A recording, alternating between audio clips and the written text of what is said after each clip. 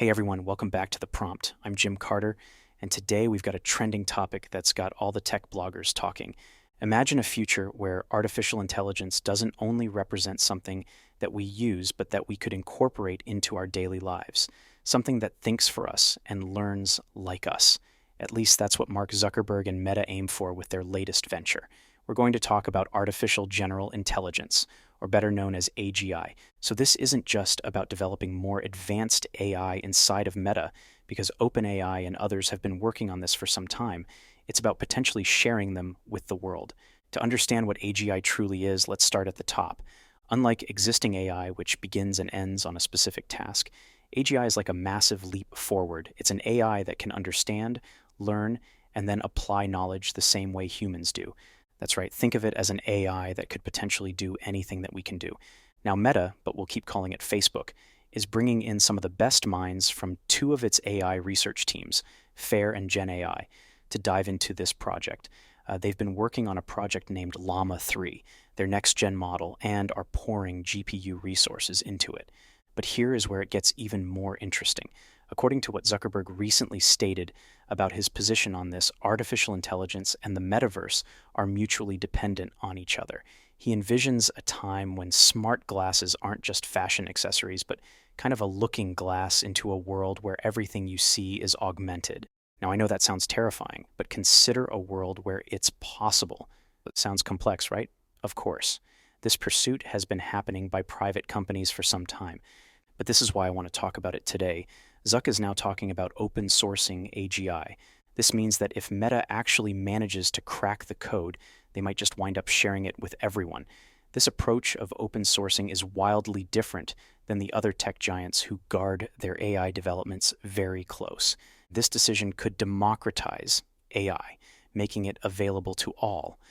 Pause for a moment to compare that approach with another major player in the field now, OpenAI. Their guiding philosophy is that AGI should be generally smarter than humans and be used for the benefit of all of humanity. They argue for a gradual transition to AGI, starting from less powerful systems, learning about real-world systems across races, territories, and other boundaries. The recent drama of CEO Sam Altman's leaving and rejoining OpenAI was mainly around this very topic, the direction of the company and approaches to advancement with AGI. Seriously, this is no small thing for a company that valued its worth at $86 billion. But let's get back to Meta and how it's taken a different route.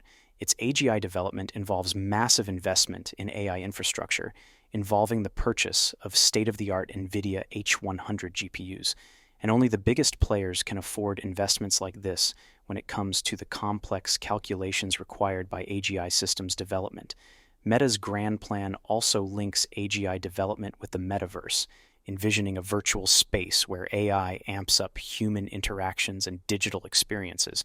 Both OpenAI and Meta are on the front edge of the AGI development, but their ways go apart both by philosophy and realization. OpenAI seems to take the slow way with care to the greater impact, while Meta is now all of a sudden pushing to get a strong AI infrastructure quickly, which has to be integrated into the concept of the metaverse. Facebook's nearly decade-old motto is move fast and break things. And look, while that's funny and admirable, this may be the one time we want them to slow the hell down and do it right. As we're watching companies get closer to achieving AGI, the ultimate effect of this on society is still unfolding, and it will be nothing short of a historic breakthrough when achieved. But it does also raise important questions in relation to safety, ethics, and responsibility in AI development. Anyway, speaking of questions, let's do a little Q&A where I recently got these questions and thought this was such a great time to explain this some more. On the topic of what's the difference between AI and AGI, AI is simply a term that refers to computer systems that have been created to be able to perform excellently in domains or tasks. These are systems that highly specialize in certain types of tasks. You know, I'm an analogy guy, so think of AI as a master chess player or a brilliant mathematician who's only focused on their field of study. They can accomplish certain tasks remarkably effectively, but honestly, unable to extend their intelligence beyond the domain or reach that they are designed for. It's uncomfortable for them and they can't adapt. so they stay in that field and let another master take over. And on the other hand, AGI would be more like a universal genius. Okay, hang in here with me as I talk through this. The AGI would copy human intelligence and be capable of understanding, learning, and applying knowledge across its range of tasks rather than just one. Remember those scenes in The Matrix where Neo learned Kung Fu and Trinity how to fly that B-212 chopper through the download? Kind of like that. And yeah, the irony of using The Matrix as a comparison on this topic is a little terrifying. Remember, there is no spoon. Anyhow, I think you see where we're going with this. Imagine an AI that can write a poem, solve a complex mathematical problem, cook a gourmet meal, and then philosophize on the meaning of life, all with equal skill, all at once, and all while evolving to do it all better each time. It all comes down to this. AGI would not only be able to match or surpass human intelligence in more straightforward tasks, but also represent adaptability and versatility, something current AI just can't do.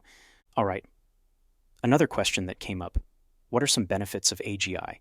In other words, why are we focused on this, and what good can it do?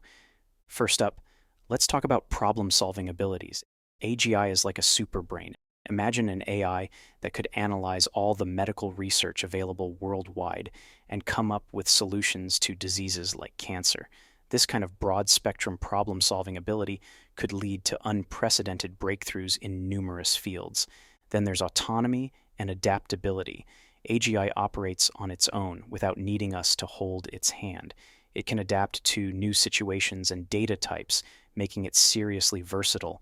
This means it can learn in different ways, use diverse types of knowledge, and even think about its own thinking, a process called metacognition. I know that's a crazy term, but it works. Increased efficiency and speed are also key benefits. AGI works tirelessly without breaks or fatigue. This could mean a massive boost in productivity across various industries, accomplishing tasks at a speed and scale that humans simply can't match. Another way to think about this is AGI also has the potential to turbocharge scientific discovery and the global economy.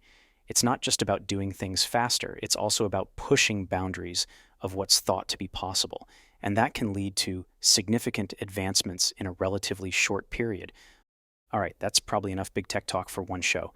As I wrap up, let's think on the potential impact of Meta's AGI venture. It's a journey for them that's not just about technology, but about our collective future. How we handle AI, especially something as powerful as AGI, will shape our society in profound ways. If you found today's discussion thought-provoking, join me and so many other AI enthusiasts and leaders over at fastfoundations.com/Slack, where we go deeper into these topics. It's my favorite way to keep these conversations going and share what I'm finding as I find it to make sure no one gets left behind.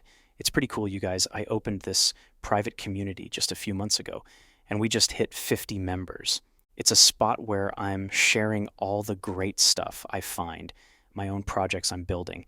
And just yesterday, I held my first office hours for the members of the community, where we worked through some projects and blocks people had. My goal is to take the biggest topics and expand on them with this show, but this Slack channel is what I'm loving right now, and it would mean the world to me to have you in there if it would bring you value. And right now, the investment is basically cheaper than Netflix. Check it out at fastfoundations.com/Slack, and I hope to see you there. As always, I'm grateful for your time, and you can count on me bringing new, fresh, and timely topics to your feed to jam like this. Remember, together, we're not just witnessing the future, we're actively shaping it. Thanks for tuning in, and let's keep pushing the boundaries, one prompt at a time.